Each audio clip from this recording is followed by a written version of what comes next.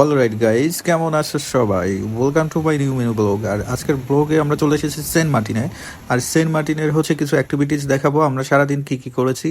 এর মধ্যে হচ্ছে আমরা একটু ঘোরাঘুরি করে নিয়েছি, এখন পেটে অনেক ক্ষুধা লেগেছে, যে কারণে আমরা এখন একটা রেস্টুরেন্টে চলে যাব, কিছু হালকা কিছু খেয়ে নিব, যে কারণে হচ্ছে আমরা চলে এসেছি আড্ডাবাড়ি রেস্টুরেন্টে। কি খাবার আছে একটু যদি বলতেন। আমাদের সঙ্গে বিভিন্ন আইটেমের মাছ আছে। জি জি জি।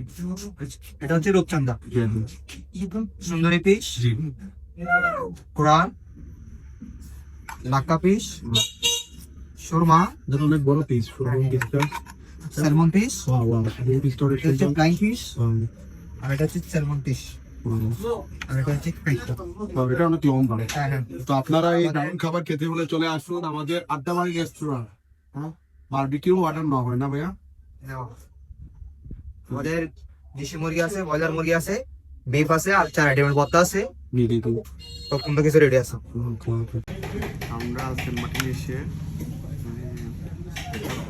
মাছ ভর্তা, শুটকি, আলু ভর্তা, এটা কি জন্য খাইলে বোঝা যাবে।